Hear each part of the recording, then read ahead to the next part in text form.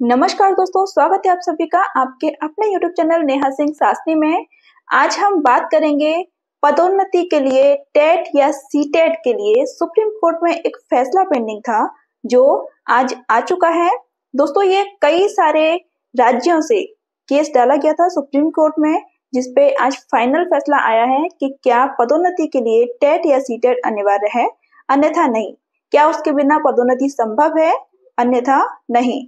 तो आज कई सारे बहुत सारे शिक्षकों को मानसिक तौर पर एक झटका भी लगा है इसके थ्रू। तो चलिए समझते हैं क्या है पूरा फैसला हिंदी में, पॉइंट टू पॉइंट। तो सुप्रीम कोर्ट में आज आदेश सुनाते वक्त माननीय जज साहब द्वारा जो भी बोला गया है, यहाँ पे हम एक बार चेक करेंगे सारा। तो जज साहब का कहना है कि हमने 28 जनवरी 2025 को 2 मुद्दे तैयार किए थे। इसके बाद हमने दोनों मुद्दों को फिर से तैयार किया है।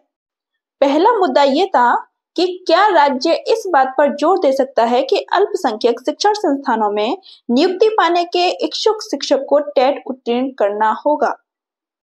यदि हाँ, तो क्या ऐसी योग्यता प्रदान करने से संविधान के तहत गारंटीकृत अल्पसंख्यक संस्थानों के किसी भी अधिकार पर असर पड़ेगा। वहीं दूसरा सवाल यह था कि क्या 29 जुलाई 2011 की एनसीटीई की अधिसूचना जारी होने से काफी पहले नियुक्त शिक्षक नए सम्मिलित प्रावधान को पूरा करते हैं, मतलब कि जो भी उसमें बदलाव हुए हैं उसके हिसाब से जो शिक्षक हैं उनकी क्वालिफिकेशन उसे फुलफिल करती है। यह धारा 23(2) में दूसरा प्रावधान है और पदोन्नति के लिए पात्र माने जाने के लिए टेट में उत्तीर्ण होने के लिए वर्षों का शिक्षण अनुभव होना आवश्यक है। मतलब आपको टेट देने के लिए उससे पहले अनुभव होना, अनुभव मतलब बीएड या बीटीसी, ठीक है। तो आपको कोई भी ऐसे कोर्स का अनुभव होना जरूरी है, उसके बाद ही आप टेट देने के पात्र होंगे। तो अब सुनवाई के दौरान इन 2 प्रश्नों पर विचार किया गया, जिसमें एक समूह ने कहा कि प्रमति पर पुनर्विचार की आवश्यकता नहीं है। मतलब उनका मानना है कि प्रमोशन के लिए या पदोन्नति के लिए टेट पास होना अनिवार्य है। वहीं दूसरे समूह ने कहा कि प्रमति पर पुनर्विचार की आवश्यकता है। तो वहां जज साहब का कहना है कि अब उपरोक्त चर्चाओं के मद्देनजर हम सम्मान पूर्वक अपनी शंका व्यक्त करते हैं कि क्या प्रमति पर सही ढंग से निर्णय लिया गया है। जहां तक यह अल्पसंख्यक स्कूलों पर आरटी अधिनियम के आवेदन को छूट देता है, चाहे वे सहायता प्राप्त हो या वास्तव में खंड 1 के अंतर्गत आते हों। आगे वो कहते हैं कि हम अलीगढ़ मुस्लिम विश्वविद्यालय में 7 न्यायाधीशों की पीठ के फैसले का अनुसरण कर सकते थे और इस मुद्दे को सीधे 7 न्यायाधीशों की पीठ को भेज सकते थे, लेकिन हमने ऐसा करने से खुद को रोक लिया। क्यों? क्योंकि इसके बजाय हमने 1965 के लाला भगवान बनाम रामचंद्र के एक पुराने फैसले का अनुसरण किया है, जहां न्यायमूर्ति गजेंद्र गढ़कर ने पीठ की ओर से बोलते हुए कहा था कि ऐसी स्थितियों में यह बेहतर है कि कम संख्या वाली पीठ माननीय मुख्य न्यायाधीश को तदनुसार निर्णय लेने के लिए मुद्दों को संदर्भित करे। हमने माननीय मुख्य न्यायाधीश जी को 4 प्रश्न भेजे हैं। तो वो प्रश्न क्या है, एक बार हम समझने का प्रयास करेंगे। वो प्रश्न है अल्पसंख्यक अधिकारों के लिए क्या आरटी अधिनियम अल्पसंख्यकों के अधिकार का उल्लंघन करता है, और यह मानते हुए कि आरटी अधिनियम की धारा 12(1)(c) अनुच्छेद 13 द्वारा संरक्षित अल्पसंख्यक अधिकारों पर अतिक्रमण करने के दोष से ग्रस्त है। क्या 12(1)(c) को विशेष अल्पसंख्यक समुदाय के बच्चों को शामिल करने के लिए पढ़ा जाना चाहिए था, जो कमजोर वर्ग और वंचित समूह से संबंधित है, ताकि 12(1)(c) को अल्ट्रा वायर्स घोषित होने से बचाया जा सके। तीसरा सवाल प्रमति में अनुच्छेद 29(1) पर विचार न करने के प्रभाव पर है। और अंत में क्या 12(1)(c) को छोड़कर आरटी अधिनियम के अन्य प्रावधानों की असंवैधानिकता के बारे में प्रमति में किसी भी चर्चा के अभाव में अधिनियम की संपूर्णता को अनुच्छेद 30 द्वारा संरक्षित अल्पसंख्यक अधिकारों के अल्ट्रा वायर्स घोषित किया जाना था। तो ये 4 सवाल थे जिनका सार क्या था वो हम यहाँ पर समझने का प्रयास करेंगे एक बार। इसके लिए जज साहब का कहना है कि हमने निर्देश दिया है कि सिविल अपील 1364 से 67 और 1385 से 86। हमने यह भी कहा है कि सिविल अपील 6365 से 67 का एक और सेट है, जिसे हमारे द्वारा इंगित कारणों के लिए समान रूप से रखा जाना चाहिए था।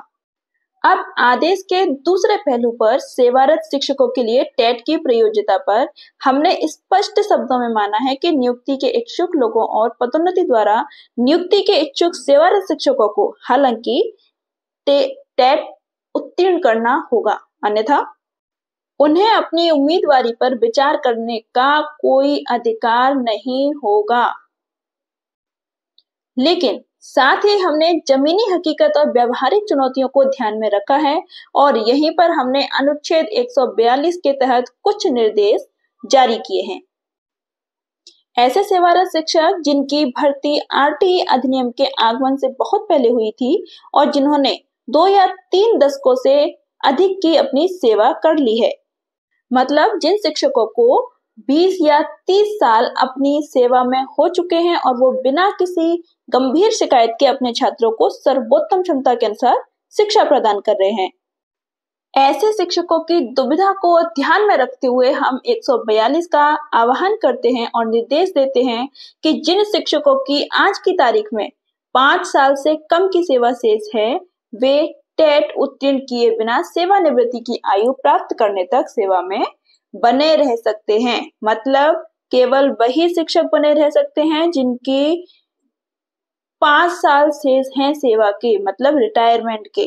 अन्यथा की स्थिति में आपको टेट पास करना ही करना है। और हालांकि हम ये भी स्पष्ट करते हैं कि यदि कोई शिक्षक जिसकी 5 साल से कम की सेवा शेष है और पदोन्नति की आकांक्षा रखता है, तो उन्हें टेट उत्तीर्ण किए बिना योग्य नहीं माना जाएगा। मतलब जिसके 5 साल से कम बचे हैं, अगर वो भी प्रमोशन के इच्छुक हैं, तो उन्हें भी टेट पास करना होगा, अन्यथा उन्हें पदोन्नति नहीं मिलेगी। अब जहां तक आरटी अधिनियम के लागू होने से पहले भर्ती किए गए सेवारत शिक्षकों और सेवानिवृत्ति के लिए 5 साल से अधिक समय का संबंध है, तो उन्हें सेवा में बने रहने के लिए हर हाल में 2 साल के अंदर अंदर टेट पास करना ही होगा, तभी वो सेवा में बने रह सकते हैं। और सबसे बड़ी बात कि अगर कोई भी शिक्षक इस समय सीमा के भीतर टेट उत्तीर्ण करने में विफल रहा, तो उसे सेवा छोड़नी होगी, जो कि आज का सबसे ज्यादा टिपिकल फैसला है। अगर आप टेट पास कर लेते हैं 2 साल के अंदर, तभी आप सेवा में रह पाएंगे, अन्यथा की स्थिति में आपको सेवा छोड़नी होगी। और ऐसे शिक्षक जिन्हें सेवानिवृत्त किया जाएगा, उन्हें सेवा के अंत में जो लाभ प्राप्त होने का अधिकार है, उनका भुगतान कर दिया जाएगा। तो दोस्तों, वाकई मानसिक स्थिति खराब करने वाला फैसला आया है आज। जो बहुत सारे शिक्षक ऐसे हैं जो काफी पहले समय से लगे हुए हैं और उनके पास टेट नहीं है, और इस टाइम पर आके, मतलब आप एक लंबे समय से जब सेवा में हैं, उस वक्त आपको फिर से पढ़ाई करना, फिर से टेट निकालना, उसके बाद सेवा में बने रहना काफी चैलेंजिंग होने वाला है।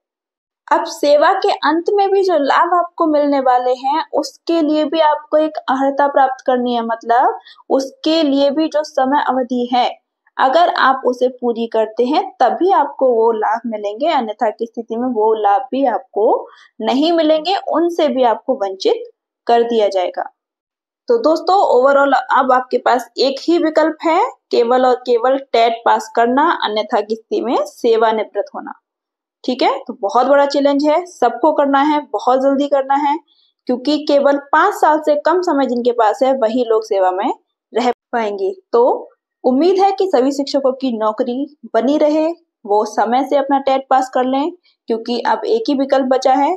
चलिए मिलते हैं नए वीडियो में और कुछ नए आदेशों के साथ। तब तक के लिए नमस्कार, अपना ख्याल रखें, कोशिश करें जल्दी से जल्दी आपका टेट पास हो और आपकी नौकरी सुरक्षित रहे। नमस्कार।